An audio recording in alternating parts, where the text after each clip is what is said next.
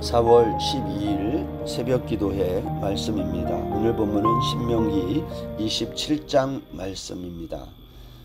1절부터 10절까지만 먼저 읽겠습니다.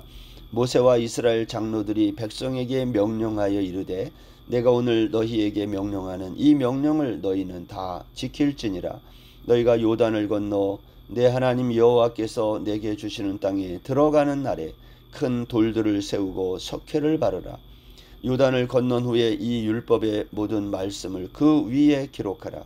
그리하면 내 하나님 여호와께서 내게 주시는 땅 곧 젖과 꿀이 흐르는 땅에 내가 들어가기를 내 조상들의 하나님 여호와께서 내게 말씀하신 대로 하리라. 너희가 요단을 건너거든 내가 오늘 너희에게 명령하는 이 돌들을 에발산에 세우고 그 위에 석회를 바를 것이며 또 거기서 내 하나님 여호와를 위하여 제단 곧 돌단을 쌓되 그것에 쇠 연장을 대지 말지니라. 너는 다듬지 않은 돌로 내 하나님 여호와의 제단을 쌓고 그 위에 내 하나님 여호와께 번제를 드릴 것이며 또 화목제를 드리고 거기에서 먹으며 내 하나님 여호와 앞에서 즐거워하라. 너는 이 율법의 모든 말씀을 그 돌들 위에 분명하고 정확하게 기록할지니라. 모세와 레위 제사장들이 온 이스라엘에게 말하여 이르되 이스라엘아 잠잠하여 들으라. 오늘 내가 내 하나님 여호와의 백성이 되었으니 그런즉 내 하나님 여호와의 말씀을 청종하여 내가 오늘 내게 명령하는 그 명령과 규례를 행할지니라. 아멘. 신명기 27장은 모세의 설교 전체 세 부분 가운데 마지막 설교인 27장부터 34장까지 그 마지막 부분이 시작되는 부분입니다. 그래서 이 부분은 1장부터 26장까지 설교 전체를 요약하는 부분이라 말할 수 있는 겁니다. 오늘 본문의 시작은 이렇게 되어 있습니다. 모세와 이스라엘 장로들이 백성에게 명령하여 이르되 내가 오늘 너희에게 명령하는 이 명령을 너희는 다 지킬지니라. 앞에서 26장에서 했던 이야기를 그대로 이어서 하는 거예요. 특별히 다른 이야기가 아닙니다. 그런데 여러분 2절을 이렇게 시작했어요. 너희가 요단을 건너 내 하나님 여호와께서 내게 주시는 땅에 들어가는 날에 너에게 주시는 땅 가나안에 들어가는 날에 해야 될 일이 있는데 큰 돌들을 세우고 석회를 바르라 그랬어요. 왜 이 일을 해야 하는지 아무런 설명이 없이 이 일을 하라는 겁니다. 근데 언제 이 일을 하라는 겁니까? 요단을 건너서 가나안 땅에 들어가는 날에 하라는 거예요. 왜냐? 제일 먼저 하는 일이거든요, 이게. 그렇다면 이것은 중요한 일이라는 거예요. 이것보다 중요한 일이 없다고 말씀하는 거예요. 여러분, 우리가 이 방콕에 와서 살면서 우리가 중요하게 여기는 일이 무엇일까요? 여호수아서 6장에서 8장까지에 보면 요단을 건넌 이스라엘 백성들이 여리고성 아이성을 정복합니다. 근데 여호수아 8장 30절에 보면 이렇게 돼 있어요. 그때의 여호수아가 이스라엘의 하나님 여호와를 위하여 에발산에 한 제단을 쌓았으니 여리고성 아이성을 정복했어요. 그리고 에발산에 한 제단을 쌓았어요. 이게 무슨 말이에요? 왜 전쟁하다 말고 갑자기 에발산에 가서 제단을 쌓을까요? 그 이유가 오늘 본문에 있는 거예요. 오늘 본문 4절 이하에 보시면 너희가 요단을 건너거든 내가 오늘 너에게 명령하는 이 돌들을 에발산에 세우고 오늘 그런 말씀이 있어요.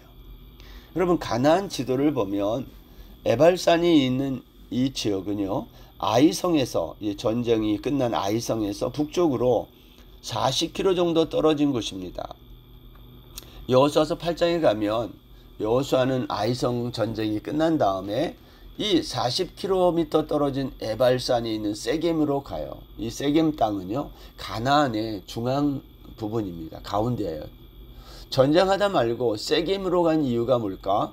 신명기 27장 오늘 이 본문의 명령을 준행하기 위함이라는 거예요. 에발산에 큰 돌을 세우고 석회를 바르고 그 위에 율법의 모든 말씀을 기록하기 위해 거기 간 거예요.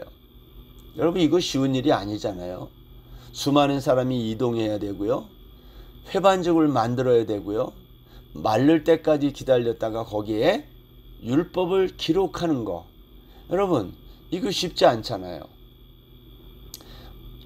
왜 하나님은 이렇게 말씀하고 있을까요? 이것은 하나님의 관심이 뭔지를 우리에게 말하는 거예요. 하나님의 관심은 전쟁이 있지 않아요. 하나님의 관심은 이스라엘 백성들이 하나님의 율법을 잊지 않고 기억하는 데 있다는 거예요. 너희가 율법의 모든 말씀을 돌 위에 기록하라. 그러면 약속하신 대로 너희들이 밟는 땅을 주시겠다는 거예요. 이 전쟁은 너희들이 하는 게 아니라 내가 한다는 거예요. 그러면 이스라엘 백성들은 뭐만 하면 돼요? 하나님이 말씀한 이 명령에 순종하기만 하는 거예요. 그 순종의 내용이 뭡니까? 하나님의 말씀을 그 돌 위에 회반죽을 묻혀서 기록하는 거예요. 말씀을 돌 위에 기록한다. 이 말은 지워지지 않게 하고 기억한다는 말 아니겠습니까? 5절 이하의 말씀에 보면 돌들을 세우고 거기에 율법을 기록한 후 제단을 쌓고 제사를 드리라고 했는데, 근데 여러분, 여기에 단을 쌓을 때에 지켜야 될 또 규례가 두 가지 있어요. 거기에 보니까 돌단을 쌓을 때 철기를 대지 말고 다듬은 돌로 쌓지 말라, 그런 말이 나와요. 철기를 대지 말고 다듬지 않은 돌로 쌓으라고 한 이유가 뭘까요? 여러분, 철기, 무슨 기구도 사용하지 말고 다듬지 않은 돌로 쌓은 단은요, 예쁘지도 않고 엉성한 제단이라는 말이에요. 그렇죠? 우리가 무슨 기구를 사용하고 그래야 잘 다듬고 그래야 예쁜 그러한 작품이 나오지 않겠습니까? 근데 이건 무슨 작품을 만드는 게 아닌 거예요. 하나님이 이렇게 명령하신 이유가 뭘까요? 너희들이 무슨 기구를 사용하고 돌을 다듬고 그러면 그 단이 누구의 단이 될까요? 내가 쌓았어요. 내가 땀 흘려 쌓았어요. 내가 새겼어요. 그럼 그건 내 재단이 되는 거예요. 사람들은 자기가 무슨 일을 한 걸 중요하게 여긴다는 거예요. 그리고 자기가 인정받고 싶은 거예요. 자기의 가치가 올라가기를 원하는 거예요. 가능하면 내 이름이 남지 않는 삶, 그러한 삶을 사시기 바랍니다. 쉽지는 않는 일이에요, 이게. 여러분, 우리가 늘 하는 말이지만 우리는 흙으로, 먼지로, 티끌로 지어진 사람들 아닙니까? 여러분, 먼지가 이름을 남기는 게 무슨 의미가 있어요? 먼지가 이름을 남겨서 뭐가 되겠어요? 남겨도 먼지예요. 제가 만약에 이름을 남기면 어떻게 돼요? 제가 성이 김씨니까 김먼지가 되는 거예요. 여러분, 먼지가 아무리 멋있게 무슨 작품을 만들어도 먼지라는 걸 기억하십시오. 우리가 좀 서운할 수 있어요. 교회에서 주의 일을 할 때 사람들이 알아주지 않고 인정받지 못하면 섭섭해요. 그렇지만 이 부끄러운 이름, 먼지와 같은 이름을 남기지 않는 게, 그게 잘 사는 거예요. 그게 잘 믿는 겁니다. 오늘 이 말씀을 듣는 우리 성도님들에게도 이와 같은 섭섭하고 서운하지만 우리의 부끄러운 이름을 남기지 않는 그러한 우리의 신앙생활이 될 수 있기를 바랍니다. 여기 오늘 8절에 보면 이렇게 또 말씀했어요. 너는 이 율법의 모든 말씀을 그 돌들 위에 분명하고 정확하게 기록할지니라. 우리의 이름은 남기지 말아야 하지만 하나님의 말씀은 분명하고 정확하게 남기라는 거예요. 뚜렷하게 남기라는 거예요. 여러분, 점토에 회반죽을 바른 그곳에 글씨를 새긴다는 거, 이거 쉽지 않은 거예요. 석회를 바른 돌에 글씨를 새긴다는 거, 이게 잘 안 새겨질 거예요.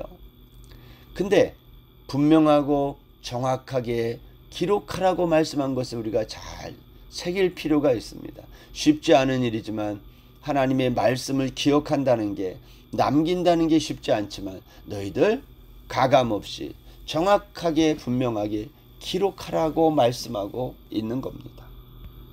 새기기 어려운 반죽, 회반죽 위에 돌을 세우고 그 위에 회반죽을 바르고 잘 새겨지지 않는 곳에 율법을 기록하라고 말씀하신 것. 그것은 우리가 하나님의 말씀을 새기는 것도 어렵지만 그것대로 산다는 게 얼마나 어려운지를 보여주는 것 아닙니까? 여러분, 우리가 오늘날 신앙생활하면서 부족한 게 뭐예요? 하나님의 말씀이 분명하고 정확하게 우리의 마음에 새겨 있지 않는 거예요.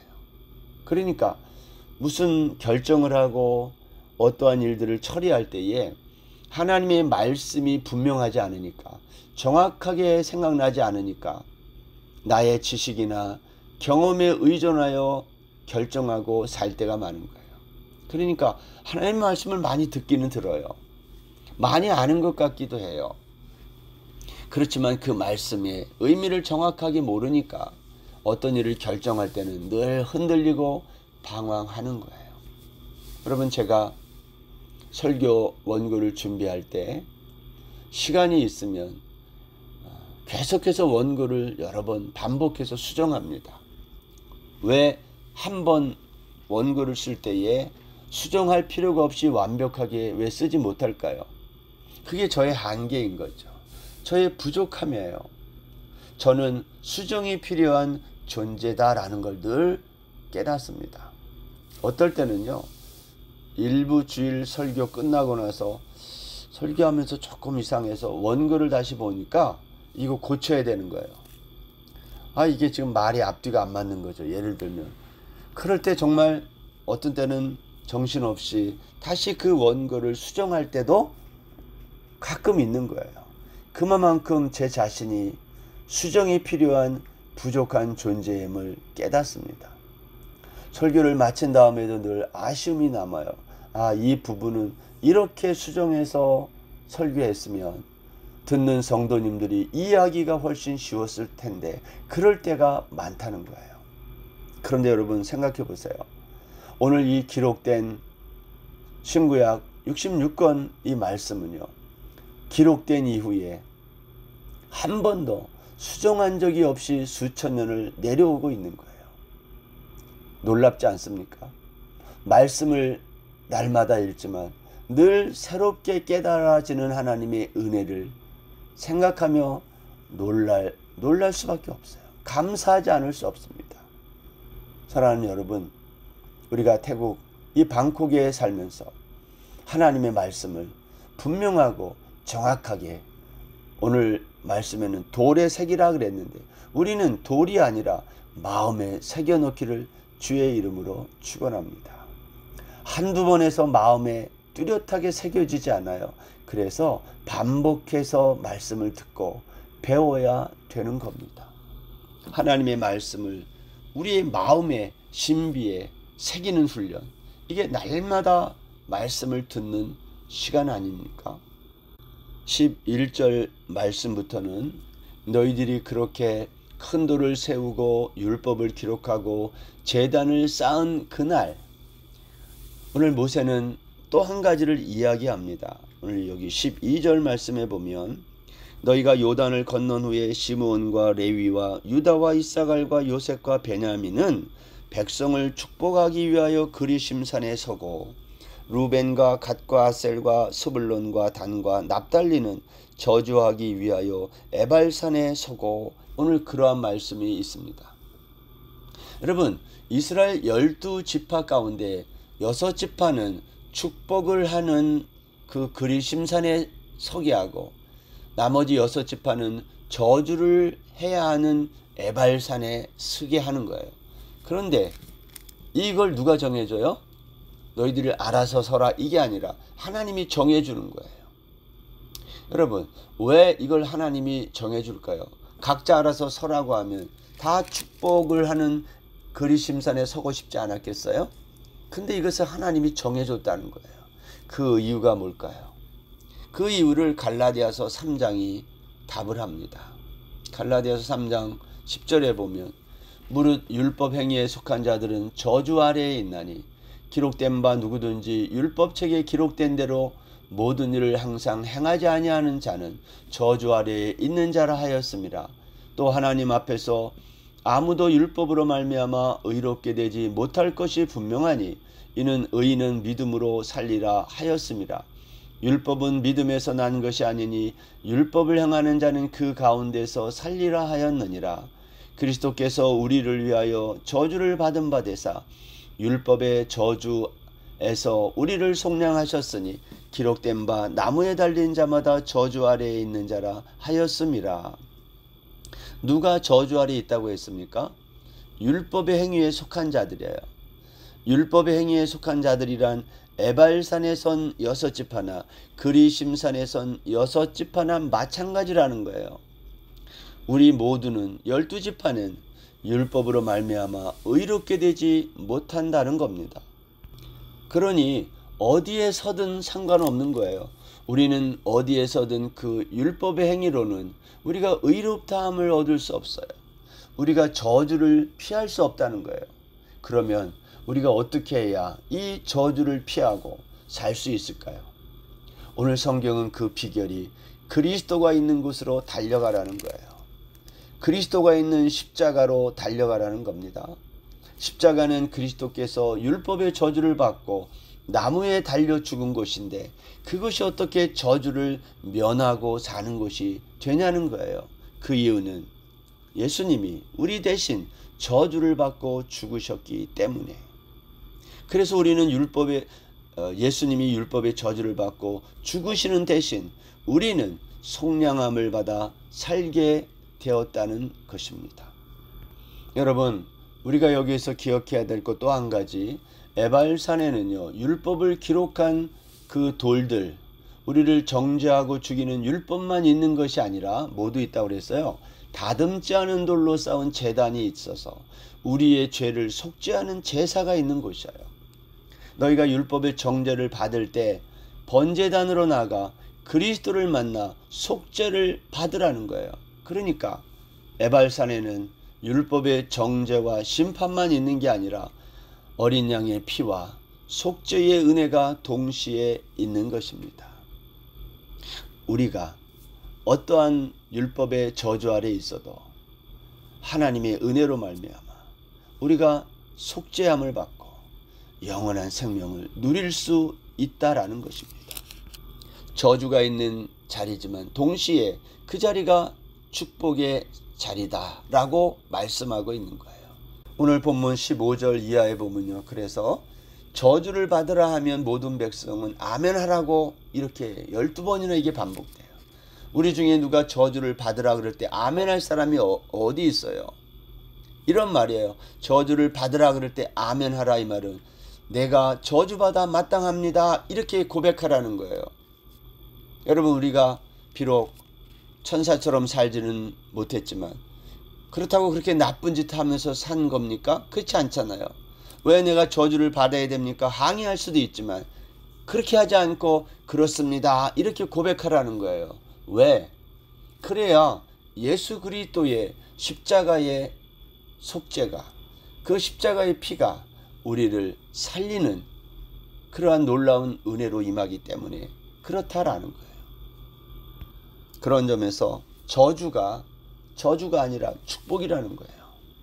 이것이 오늘 너희가 요단을 건너 가나안 땅에 들어가서 제일 먼저 해야 할 일이 뭐냐? 이 율법을 기록한 돌을 세우라고 말씀한 것입니다. 율법의 정죄를 받아 다 저주 받는 것처럼 보이지만 그러나 그리스도인은 어디에서도 그리스도의 십자가로 달려가기만 하면 그것이 축복이 된다고 오늘 말씀하고 있는 겁니다. 히브리서 4장 15절에 보면 그러므로 우리는 긍휼하심을 받고 때를 따라 돕는 은혜를 얻기 위하여 은혜의 보좌 앞에 담대히 나아갈 것이라 라고 말씀하고 있는 겁니다. 사랑하는 성도 여러분, 오늘 하루도 이 은혜의 보좌 앞에 담대히 나아가는 축복이 있기를 바랍니다. 기도하겠습니다. 하나님, 오늘 주신 말씀 붙들고 저주 아래 있는 것도 축복임을 기억하고 날마다 아멘하며 나가는 성도들 다 되게 하여 주옵소서.